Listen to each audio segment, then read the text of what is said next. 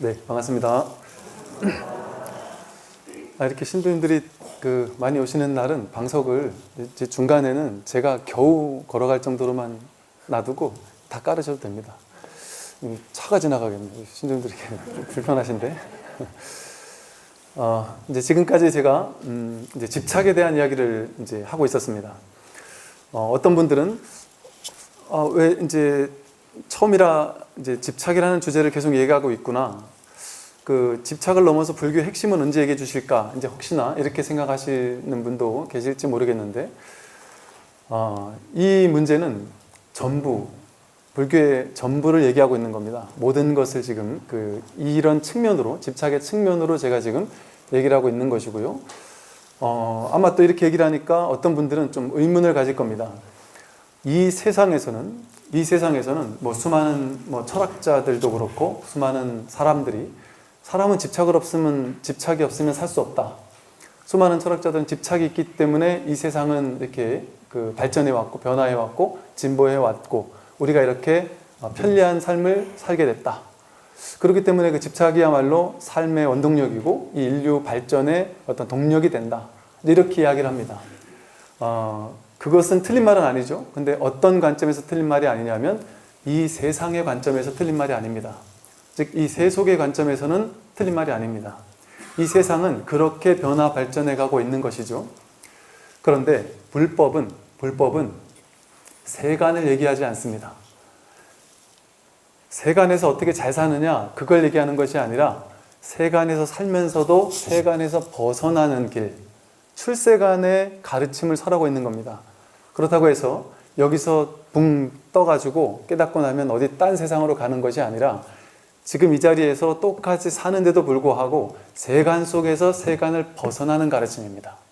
그래서 수많은 종교, 사상, 철학, 그 어떤 모든 가르침에서도 이 불법 같은 것을 만나보기 어렵습니다. 불교를 공부하다 보면 이런 질문들을 합니다. 불교는 불성을 얘기하니까 이런론이죠. 이런론 아니라고 합니다. 모든 사람에게 불성이 내재되어 있다고 하니까 범죄 신론 아닙니까? 그것도 아니라고 합니다. 유물론입니까? 아니라고 합니다. 유심론입니까? 그것도 아니라고 합니다. 모든 불교는 이런 거죠 라고 물어보는 모든 철학자들이 하는 것에 대해서 불교는 전부 다 아니라고 말합니다. 그럴 수밖에 없습니다. 왜냐하면 이 세상의 모든 가르침들은 이 세간 속에서 이러한 범주, 저러한 범주를 나눈 다음에 이것이 진리야, 이것이 옳은 거야 라고 딱 정해놓고 그 속에 사람들을 가둡니다. 그러면 사람들은 그 종교에서 주장하는 가르침대로 살기 위해서 애써야 됩니다. 거기서 얘기하는 교리를 지켜야 되고 계율을 지켜야 되고 거기서 이렇게 사는 것이 잘 사는 거야 라고 얘기하는 대로 살면 잘 사는 건데 거기서 얘기하는 대로 살지 못하고 조금이라도 어긋나면 불편하고 죄의식에 사로잡히고 내가 잘 못 사는 것이구나 하는 마음을 가진 채 끊임없이 그 종교 사상 철학에서 얘기하는 바대로 살기 위해서 애써야 됩니다. 취사간택해야 되는 것이죠. 취하고 버려야 됩니다. 좋은 진리는 취하고 진리 아닌 건 버려야 되죠. 끊임없이 취사간택해야 됩니다. 취사간택이야말로 중생의 어리석은 분별심이고 그것을 벗어나는 것이 불교에서 말하는 중도입니다. 불이중도. 어디에도 어떤 곳에도 발딛지 못하도록 하는 것이 이 가르침의 핵심이죠. 그래서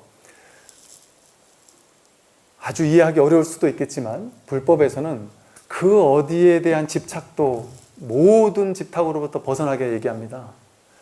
불교는 모든 집착을 뺏은 다음에 불교에 대해 집착하도록 가르쳐주는 것이 아니고 불교에 대한 집착이라고 생각하는 모든 것을 다 빼앗아 버립니다. 왜 그러냐? 이 세상에 무언가 하나에 안주하고 하나에 머물고 하나에 집착하는 것이 있으면 그건 세간입니다. 집착하는 것에는 머물고 집착하지 않는 것은 버려야 되거든요. 취사간택해야 됩니다. 그건 중생심입니다. 아무리 불법을 취하고 불법 아닌 걸 버리더라도 그 사람은 중생이에요. 그래서 이 공부는 출세간입니다. 세간 속에서 세간을 벗어나는. 지금 여러분들이 꿈꾸는 게 뭐겠습니까? 유한한 것, 제한된 것, 산견하고 사라지는 것, 그 모든 것으로부터 벗어나는 거 아니겠어요? 돈을 내가 열심히 벌기 위해서 불교를 좀 써먹겠다. 내가 부처님께 열심히 기도하면 돈을 벌게 해주겠지. 뭐 그렇게 할 수도 있겠죠. 그런데 그 돈은 반드시 사라집니다. 내가 건강하게 하기 위해서 부처님께 기도를 해서 건강을 얻겠다. 그럴 수도 있을 겁니다. 그런데 그 건강은 반드시 사라집니다. 생명도 반드시 죽음으로 돌아갑니다. 모든 것으로부터의 자유, 그것을 설하는 것이 이 부처님 가르침입니다. 그래서 제가 지금 얘기하는 그 집착을 놓아버리라는 가르침은 그냥 수많은 사람들이 세상에서, 세상 사람들이 심지어 어떤 그 자기계발서 같은 혹은 힐링 서적 같은 그런 곳에서 무수히 볼 수 있는 그런 단편적인 집착을 버리라는 얘기를 하고 있는 것이 아닙니다. 그 모든 것으로부터의 완전한 벗어남. 그러니까 불교에서는 해탈이라는 표현을 쓰잖아요. 모든 묶여있는 것으로부터 완전히 벗어나는 걸 해탈이라고 합니다.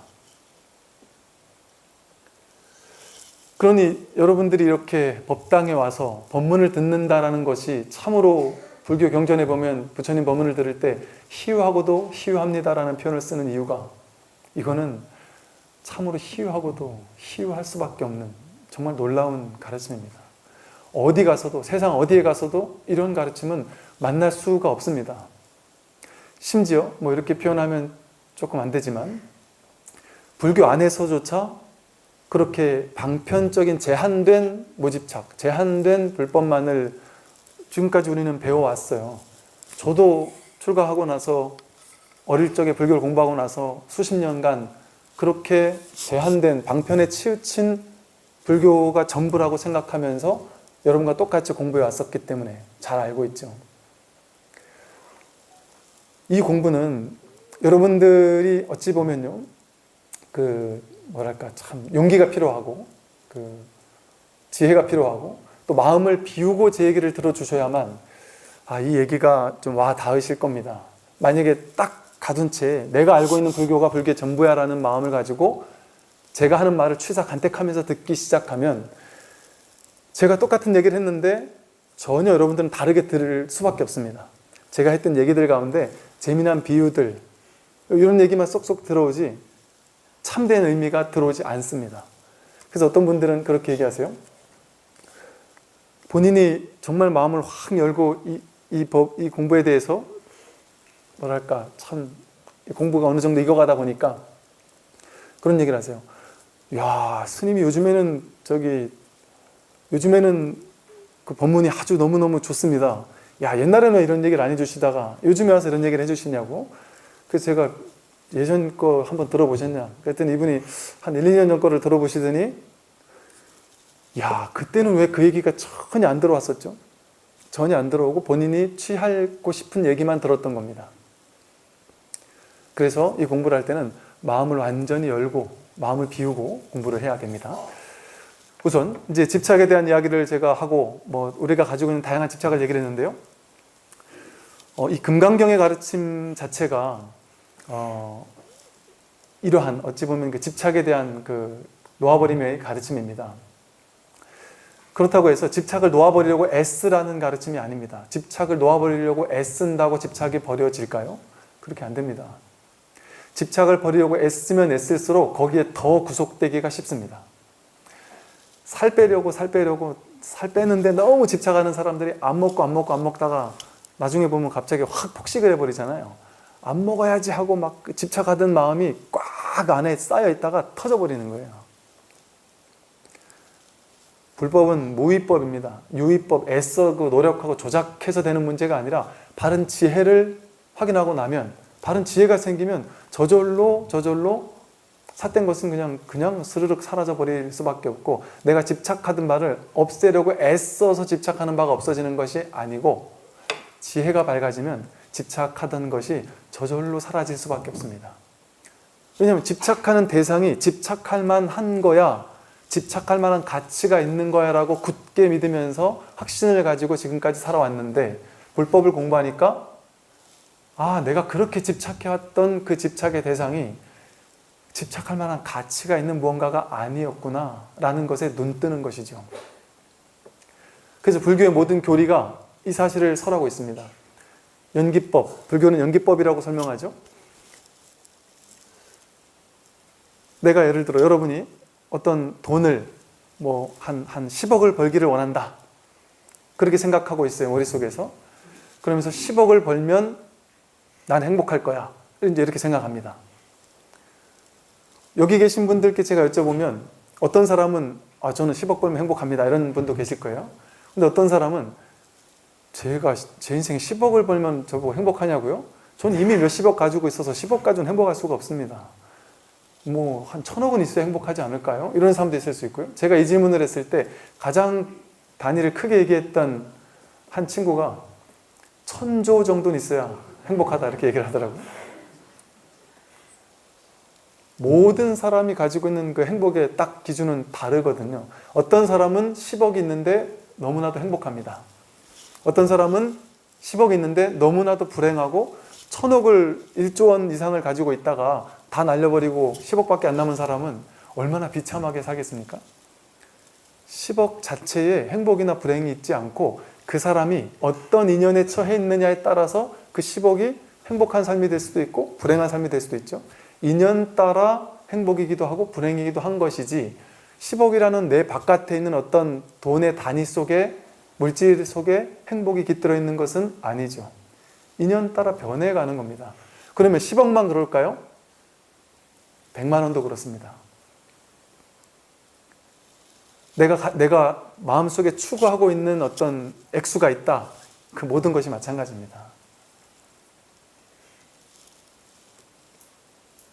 제가 인도나 아프리카, 인도 같은 데 가보면 100만 원이 뭡니까? 담은 한 몇십만 원만 있어도 너무나도 행복해할 만한 사람들이 지천으로 널려 있어요. 그 친구들은 10만 원, 만 원을 추구하지 않습니다. 그냥 당장 내 손에 먹을 거 하나라도 요만한 조그만한 초콜릿이라도 하나 받을 수 있으면 그걸로 너무나도 활짝 웃으면서 세상을 다 가진 것처럼 행복해합니다. 인연 따라 모인 것은 인연 따라 흩어지거든요. 그런데 인연 따라 잠깐 모인 것을 진짜라고 여기고 실체라고 여깁니다, 우리는. 그래서 부처님께서 연기법을 설하시면서 인연 따라 생겨난 거니까 진짜가 아니다라고 설명해 주심으로써 우리에게 집착할 만한 것이 아니다라는 사실을 일러주고 있습니다. 삼법인을 설명하심으로써 무상무와 고를 설명하십니다. 그 모든 것은 내가 집착하고 있는 모든 대상은 변해갈 뿐이다. 재행무상이다. 고정된 실체는 아무것도 없다. 우리는 옛날에는 10억을 벌면 행복할 거라고 생각했는데 그 이상 번 사람이라면 그것이 나를 행복하게 만들지 않죠. 변화될 뿐이지 고정된 무언가가 없기 때문에 그렇습니다. 나의 행복을 가져다 줄 만한 고정된 외부 조건 이런 건 없습니다.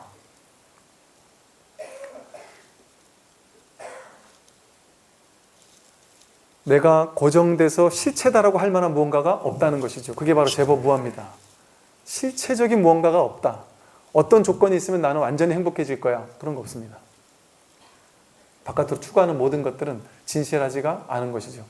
그래서 이렇게 무상하고 무아인 모든 일체 모든 대상에 그것이 진짜라고 느끼고 실체라고 느껴서 거기 집착하기 시작하면 일체 계고일 수밖에 없고 그 집착으로부터 무상무아라는 사실을 깨달아서 그 집착으로부터 벗어날 수 있다면 열반적정인 겁니다. 그러니까 삼법인이 한 생각 어리석으면 일체 계고가 포함되고 한 생각 밝으면 열반적정이 드러나는 것이죠. 공하다, 텅 비었다 같은 얘기입니다. 여몽한포영, 금강경에서 말하는 꿈과 같고 환영과 같고 신기루와 같다. 우리가 취하고 있던 모든 것들이 그와 같이 진실하지 않고 실체가 아니라는 것을 설하고 있는 것이죠. 여러분들이 괴로워하고 있는 어떤 것이 있다. 나는 이것이 나를 괴롭히고 있다 라고 생각한다면 무언가에 집착하고 있는 것이 확실합니다. 분명합니다. 그런데 자기 스스로는 어지간해서는 내가 뭐에 집착하고 있는지를 볼 수가 없습니다. 보기가 힘들어요. 내가 집착은 잔뜩 하고 있으면서 내가 어디에 집착했는지 모르고 심지어 여러분은 어디에 집착해 있어요. 그것 때문에 괴롭습니다라고 얘기해도 받아들이지 않는 경우도 많습니다. 절대 나는 그렇지 않다고 생각해요. 나는 옳다고 생각합니다. 너희들이 다 잘못됐지 나는 옳다라고 생각합니다. 이제 나이가 들면 들수록 혹은 뭐랄까 이 아르마리 이런 것들이 많으면 많을수록 점점 더 자기가 고착화시켜 놓은 집착들에서 벗어나기가 어렵습니다. 그래서 마음을 열고 이 법을 듣기 시작해야 된다는 거예요. 뭔가 얘기를 해줬을 때 대부분의 사람들이 그렇진 않다라고 얘기를 하는 것들을 저는 너무 많이 봤거든요. 한참 대화를 나누다 보면 그럴 수도 있었겠네요 하고 이제 조금 인정을 하는 것이죠. 무언가로 인해서 괴롭다면 그 무언가가 내가 분명히 옳아라고 믿고 있는 이 생각 때문일 확률이 높습니다. 예를 들어 내 아들이 서울대를 가야 되거나 뭐 좋은 대학교를 원하는 대학교를 가야 한다. 혹은 내 아들이 좋은 데 취직을 해야 된다. 인류 기업에 취직해야 된다. 혹은 내 자식이 이번 진급시험에 진급이 돼야 된다. 혹은 뭐 내 남편이 이런 생각을 하고 있어요. 그것이 안 되면 나는 큰일 난다라고 생각해서 거기 이제 집착을 하고 있습니다. 그러면 자식이 좋은데 대학교 가야 된다라고 하는 그것은 무엇이 나를 괴롭히고 있느냐? 그 생각. 내 아들은 반드시 이 정도의 대학은 가야 돼. 이 정도의 직장은 취직해야 돼. 혹은 이 직장에서 진급을 반드시 해야 돼. 이 생각을 취하고 있는 것이죠. 그게 제가 틀렸다 맞다라는 얘기를 하고 있는 것이 아닙니다. 그리고 그것을 하지 말라는 얘기도 아닙니다. 적극적으로 취해도 됩니다. 적극적으로 돈도 벌고 성공하고 삶에서 원하는 걸 다 이루기 위해서 노력해도 좋습니다. 그 부분을 어떻게 하라는 그 부분을 얘기하고 있는 것이 아니에요. 그것을 하지 말라는 얘기도 아닙니다. 다만 진실을 바로 알고 진급을 위해 달려가는 사람과 진실을 바로 알고 자식 대학을 보내기 위해서 뒷바라지하는 엄마와 진실을 모른 채 그렇게 하는 사람은 천지 차이입니다. 저는 그런 많은 다양한 사람들을 만나봤는데 이런 식이죠. 이 진실을 전혀 모른 채 이게 실제 하지 않는 허망한 것이다라는 사실을 모르는 엄마들은 제가 이런 얘기를 하면 발끈하면서 저에게 이제 따집니다. 자식이 당연히 공부를 좀 하면 더 시켜서 서울대, 연세대, 고려대, 부산대 이런 데 보내야지 맞는 거지. 그렇게 집착을 벌여가지고 얘 대학교 좋은데 못 가면 책임질 거냐 하면서 저한테 이제 따져요. 그러면서 좋은 대학을 가야만 좋은 데 취직할 수 있고 우리나라는 학벌이 아니면 잘 살 수 없다.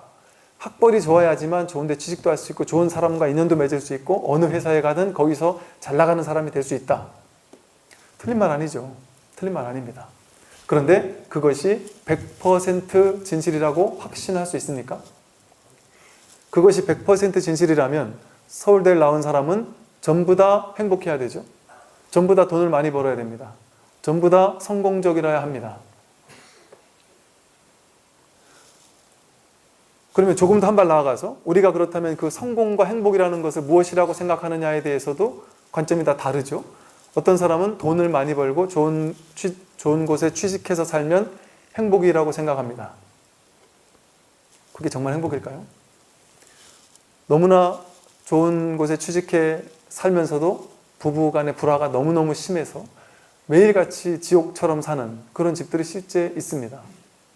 제가 뵀던 분들 중에도 계시고요. 너무나 고통을 받고 사시는 거죠. 겉으로 봤을 땐 너무나도 화려한데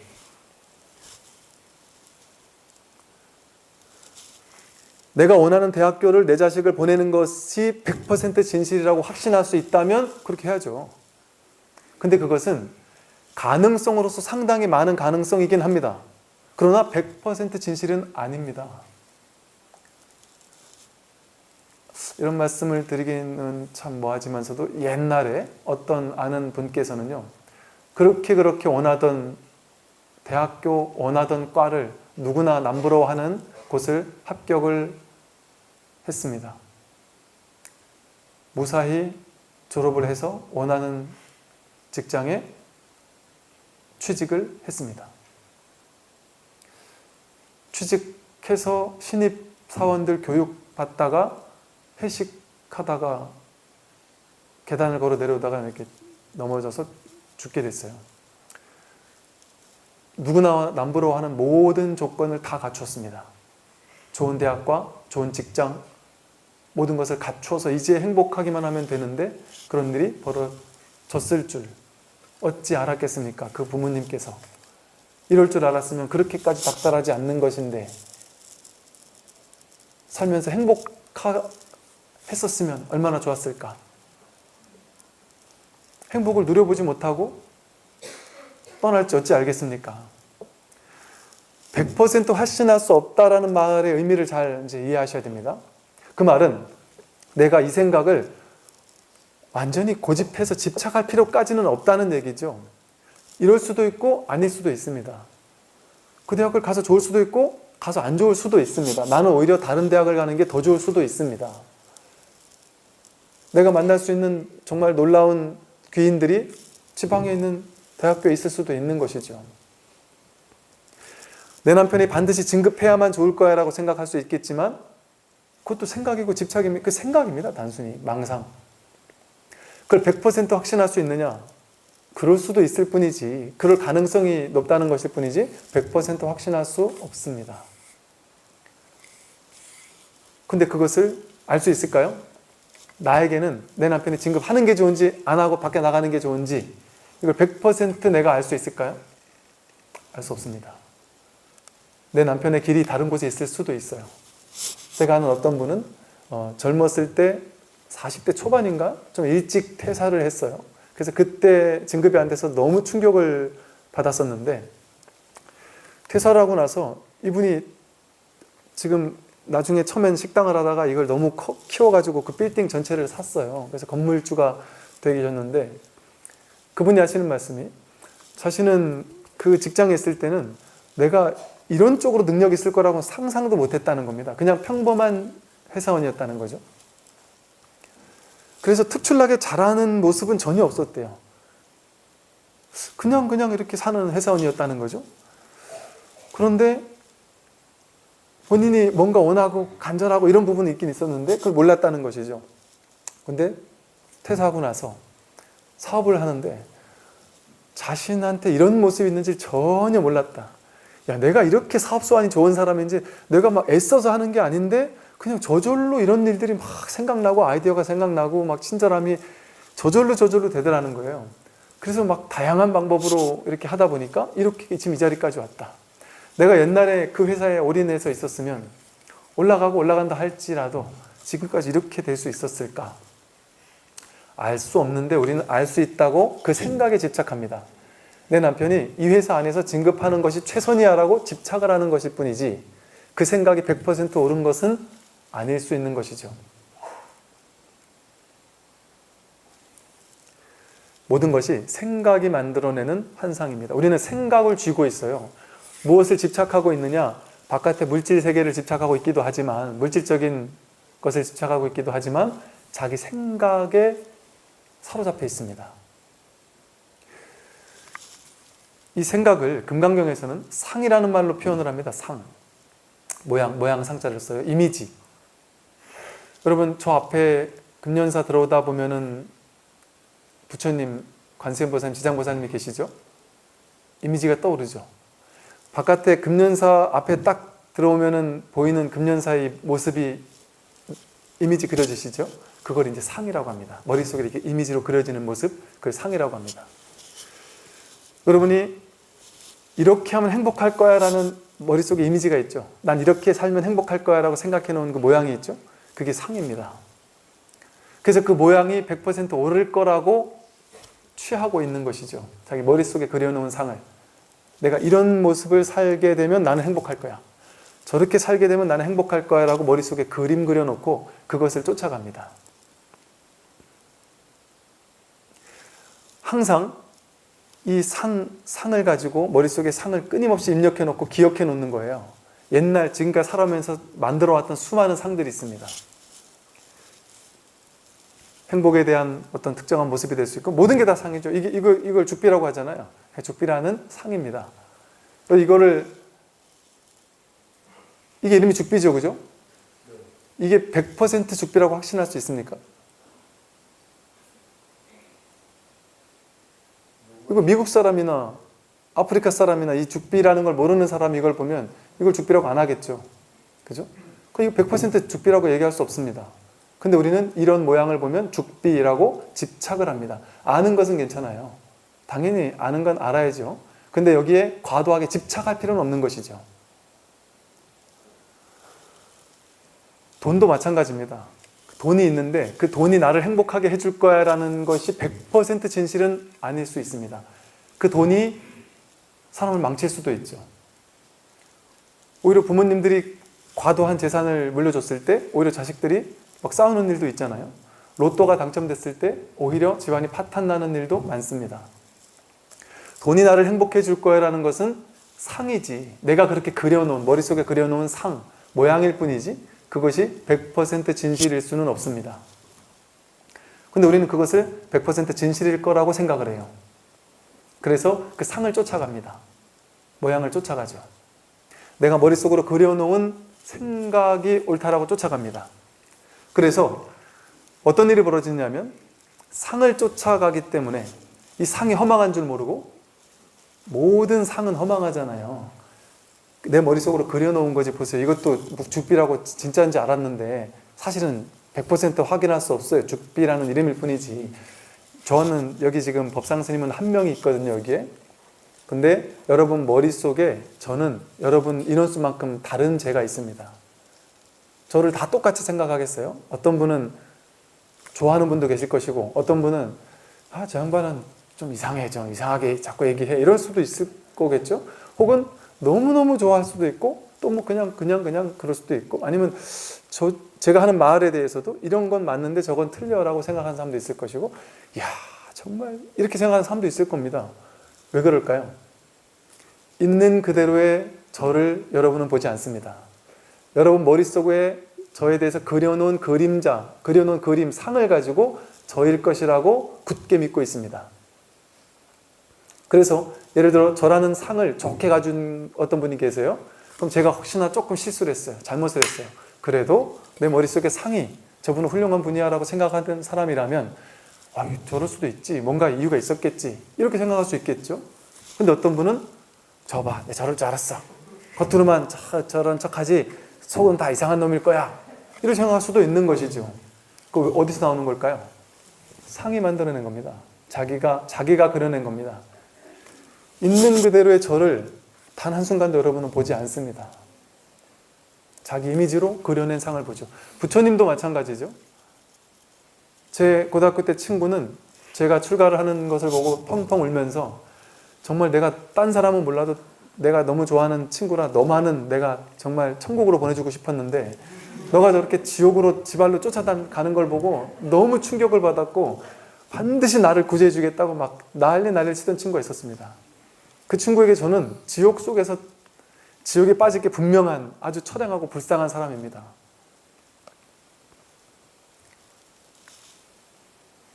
그런 것이죠. 내가 어떤 이미지, 어떤 상을 가지고 있느냐에 따라서 그렇게 바뀌는 것이지, 실제 여기 안에 있는 사람이 전부 다 마구니에 빠진 사람들일까요? 반대로 우리는 저 큰 대형 교회에 다니는 사람들을 보고 저 어리석은 중생들, 참 불쌍한 사람들, 저 수준 낮은 그 종교를 하느냐, 이렇게 생각한다면 그것도 내 머릿속에서 그려놓은 그림입니다.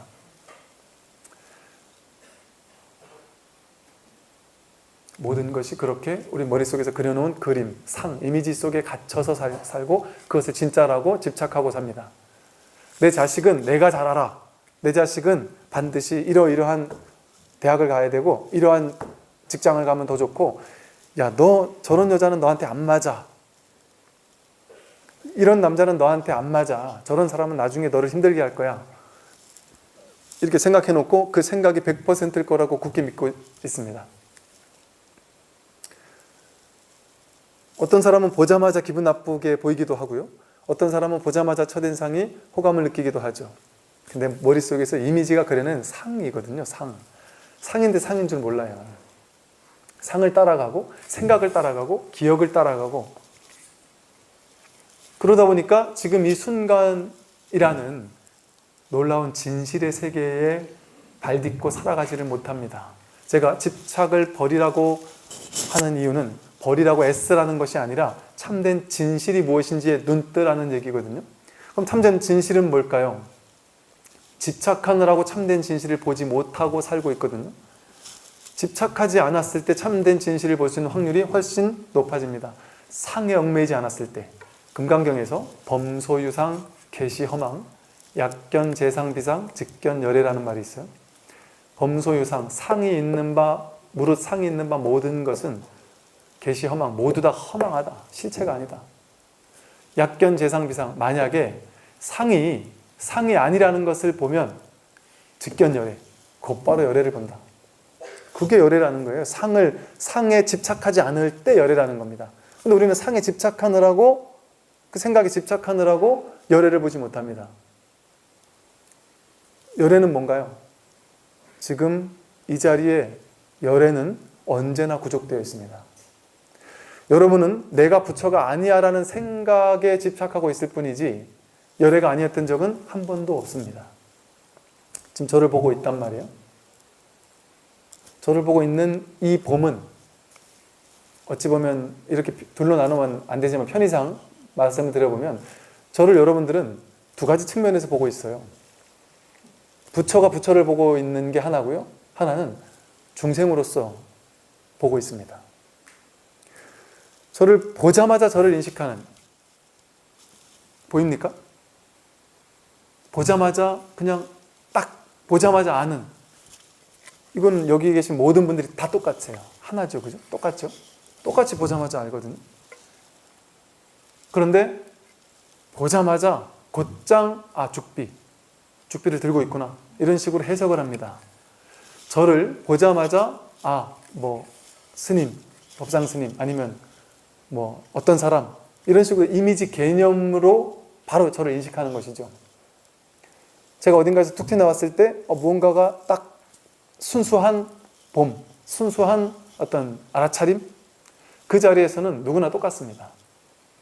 이 소리를 첫 번째 자리에서는 누구나 똑같이 들어요. 똑같이 소리를 듣습니다. 여기 계신 모든 분들이 다르게 듣지 않는 그 자리는 부처의 자리에서 듣고 있는 거예요. 부처이니까 들을 수밖에 없습니다. 이 귀가 소리를 듣는다.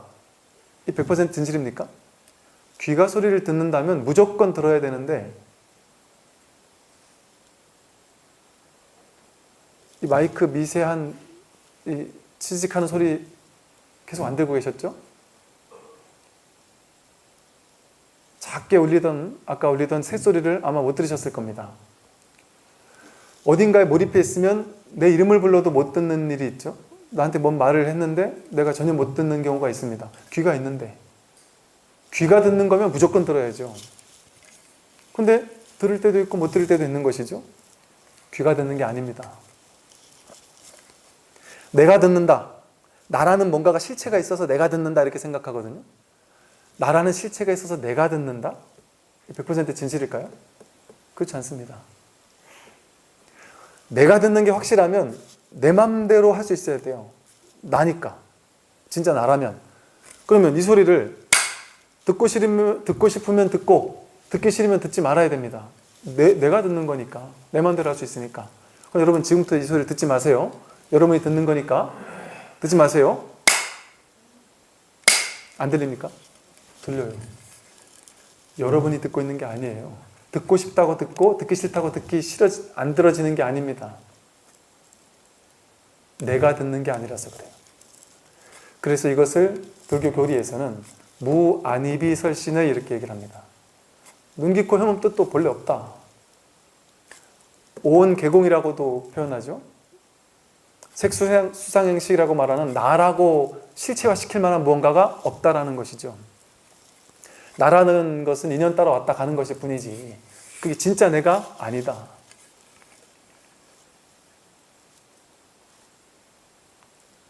내가 보는 게 아닙니다. 이 소리를 내가 듣는 게 아닙니다.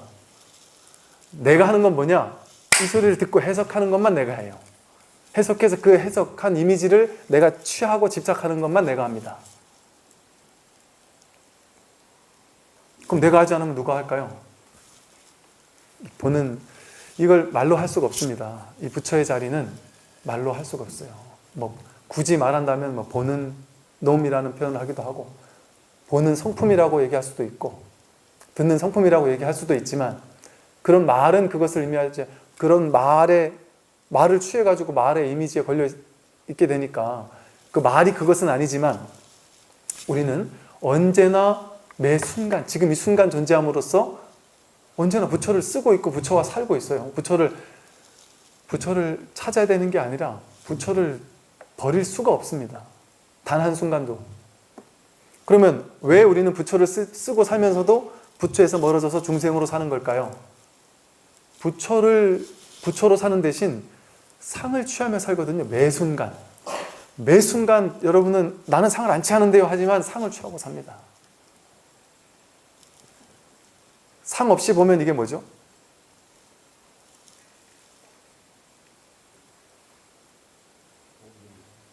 몽둥이. 몽둥이라는 말이죠, 그죠? 옛날에 배웠던 말을 여기다가 갖다 붙인 겁니다. 몽둥이라는 말도, 그죠? 이게 지금 보이죠? 보입니까? 지금은요? 네? 지금 이 순간에 존재하면 상에 빠지지 않고 생각이나 개념에 빠지지 않고 지금 이 순간에 존재하면 보이죠? 지금은요? 안 보인다는 말은 조금 전에 지나간 과거에서 보인다라는 생각을 쥐고 있어야만 지금 안 보인다는 말을 할 수 있죠, 그죠?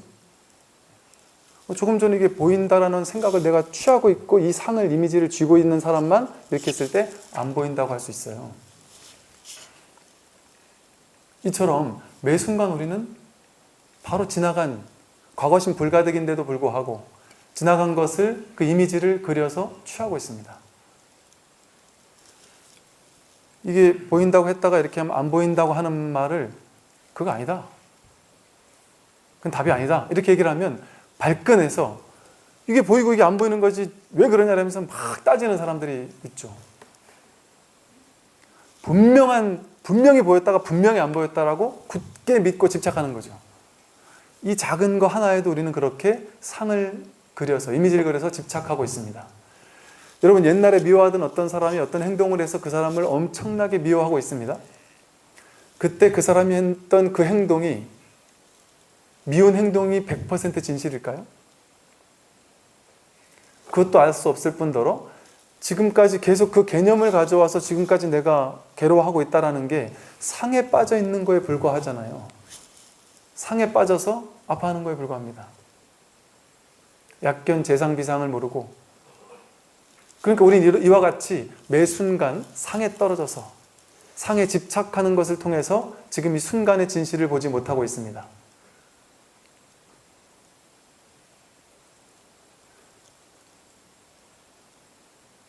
오늘 이게 49제가 있으니까 사실은 이제 돌아가신 분은 돌아가신 게 100% 확실할까요? 100% 진실일까요? 100% 진실이라고 할 수가 없습니다. 사실은 우리는 눈에서 보이지 않으면 없을 것이다, 이렇게 생각하기도 하잖아요. 제가 이 말은 뭐냐 하면 우리가 지금 내 생각 속에서 많은 분들이 그러거든요. 딱 돌아가시고 나서 그때는 멍해서 잘 몰랐다, 근데 시간이 지나면 지날수록 점점 더 이 빈자리가 느껴진다, 이렇게 표현을 해요. 사랑하다 헤어진 사람도 마찬가지입니다. 그때는 몰랐으나. 이게 사실은요,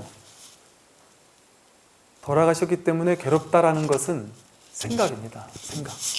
그것을 생각할 때만 일어납니다. 그것이 괴롭다라는 것은 내가 생각할 때만 일어나는 망상입니다.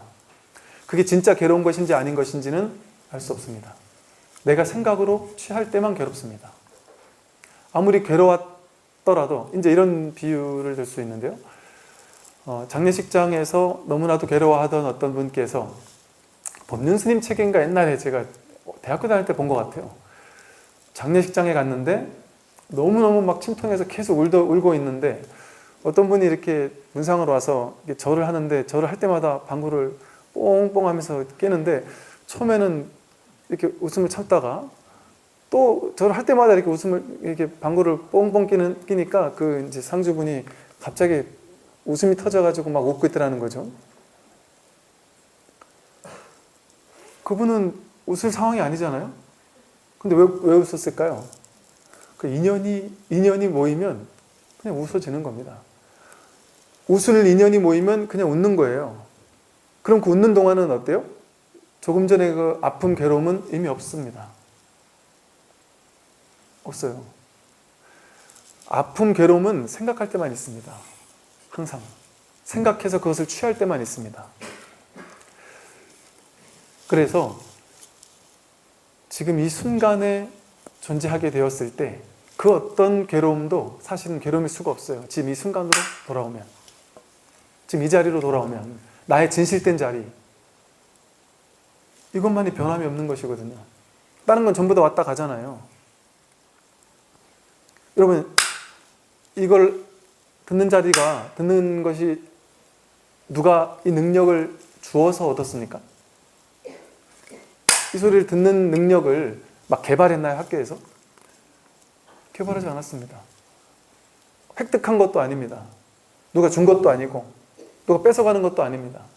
언제나 그 자리에 있었던 거예요. 10대 때 이것과 이 자리와 죽기 직전에 이 자리가 똑같아요. 그래서 해석하는 분별 의식은 달라지겠지만 변치 않는 진실이 있단 말이죠. 변치 않는 진실. 거기에서 뿌리를 내리려면 그동안 우리가 취해왔던 모든 이미지, 상에 얽매였던 모든 생각들, 허망한 망상 분별들, 거기에서 노연하지 않으면 안 된다.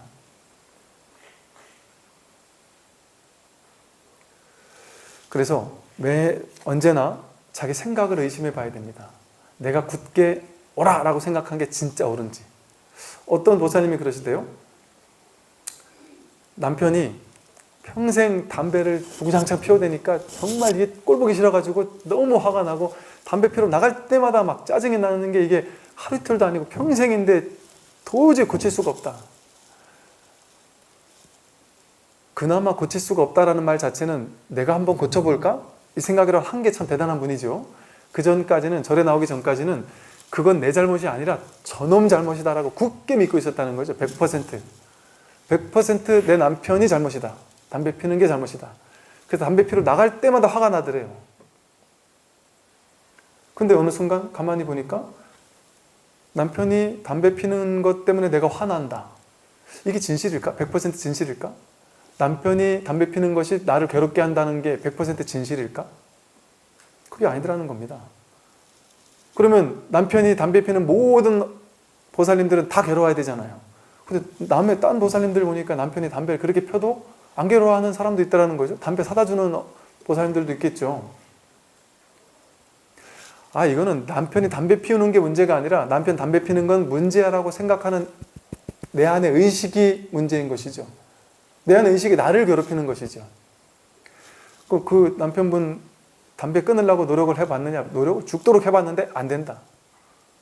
죽도록 해봤는데 안 되면 방법이 내 마음을 바꾸는 게 가장 편한 방법이거든요. 그러니까 그분이 어느 순간 내 마음을 바꾸면 되겠구나. 그래서 마음을 딱 바꿨더니 너무 신기하더래요. 내가 남편이 담배 피러 나갈 때마다 인상을 찌푸리고 그때마다 자식들이 내 눈치를 보고 집안의 긴장감이 딱 느껴지더라는 거죠. 그런데 내가 그거를 전혀 문제 삼지 않고 그냥 아무렇지도 않게 대하니까 집안도 분위기가 좋아지고 남편하고도 좋아지고, 한편으로는 그 추운 겨울날 담배 피러 잠바 챙겨 입고 엘리베이터 타고 저 밖에 나가서 벌벌벌 떨면서 그게 얼마나 좋아서 그걸 쪼그리고 앉아가지고 담배를 벌벌벌 떨면서 피는 남편이 안쓰럽고 불쌍해 보이기도 하고, 어떤 놈들은 집에서 그냥 뭐 골방에 가서 창문 열어놓고서 뭐 피고 막 이런다는데, 베란다에서라도 핀다는데, 그래서 윗집 아랫집 다 피해를 주고 한다는데, 야, 내 남편은 참 착한 사람이었구나. 내가 그 담배 피우는 건 나쁘다라는 그 한 생각 때문에 평생을 내가 시달려 왔을 뿐이었구나.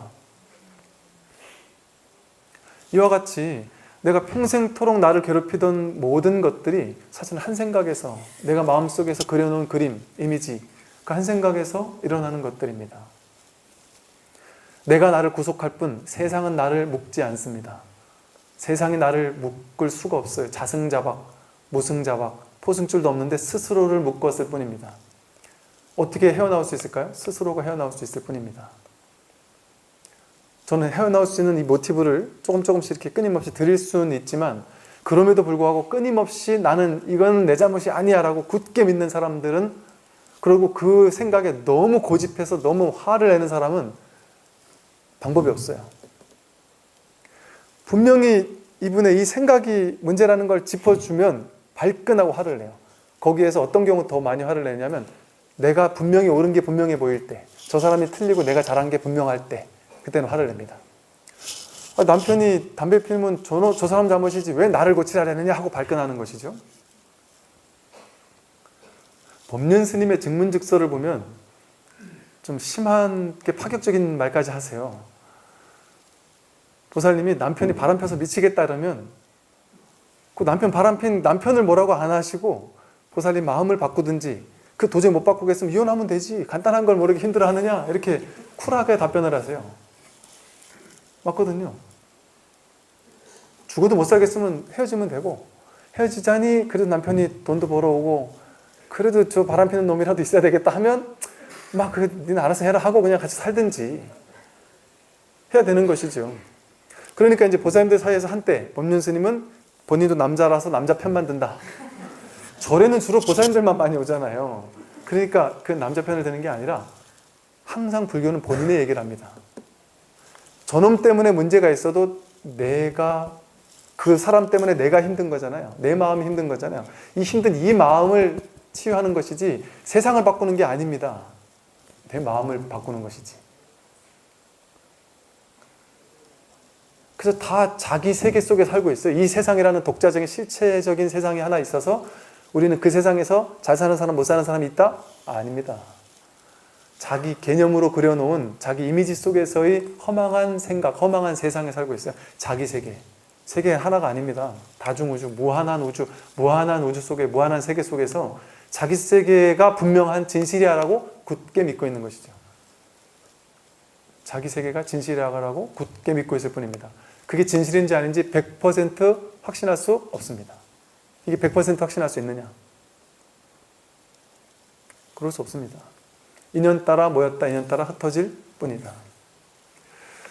여러분 혹시나 이제 그 일요법회 때 제가, 혹은 이제 제일기도나 이럴 때 제가 법문 시간이 이제 조금 길 수도 있는데 모르겠어요. 예전에 어떻게 했는지 모르겠는데 조금 길게 할 수도 있습니다.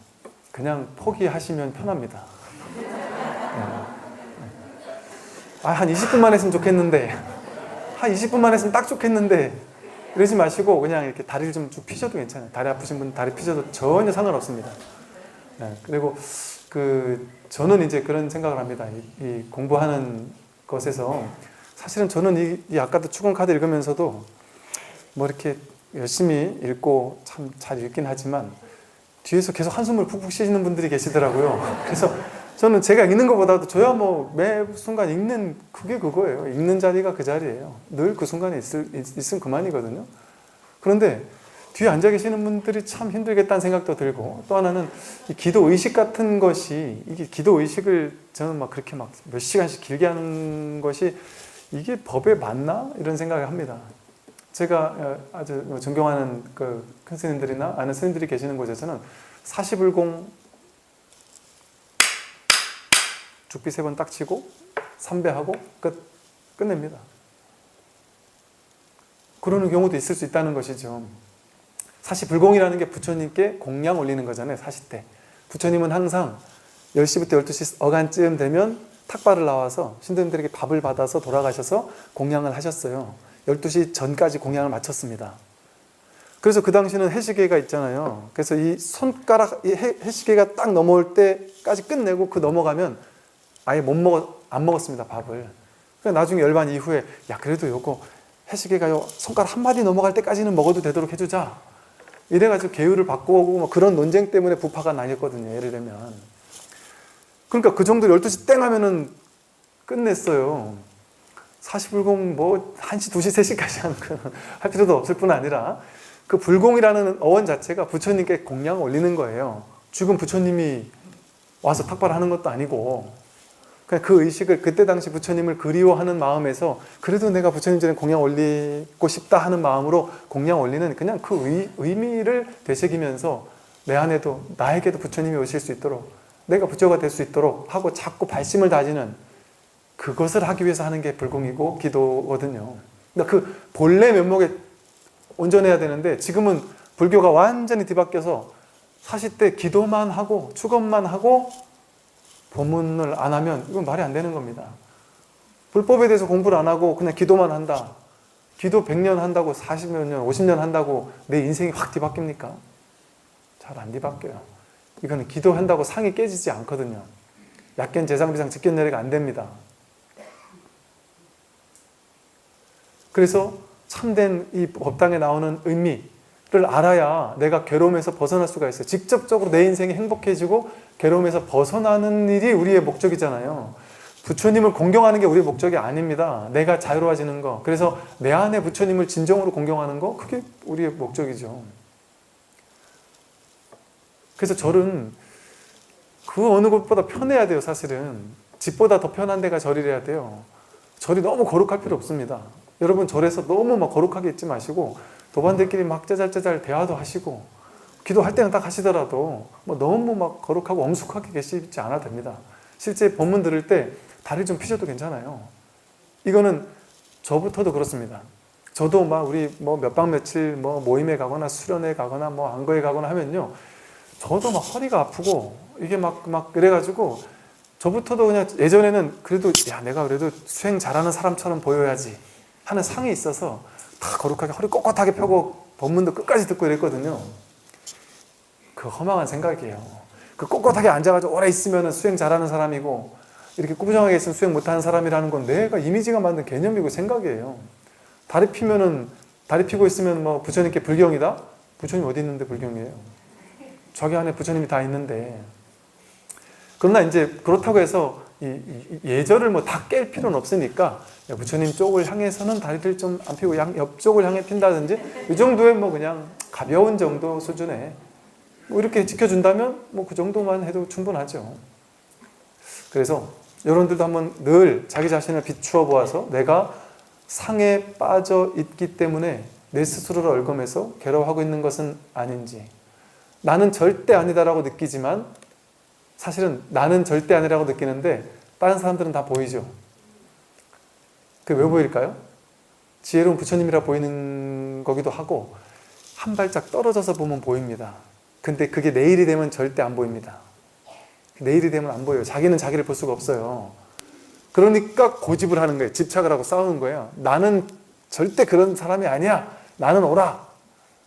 하고 그렇게 싸우는 거죠. 내 생각을 끝까지 쥐고 있는 것이죠.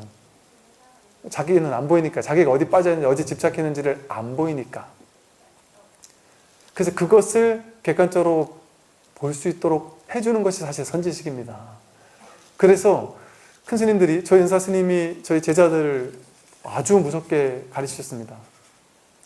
막 뺨을 때리고 막 심지어 욕도 하시고 엄청 엄하게 하셨어요. 심지어는 법회하다가 우리가 일부러 대답 못하는 질문을 하셔가지고 나와! 이래가지고 그것도 모르냐 뺨을 신도님 본 앞에서 때리기도 하셨어요. 언젠가는.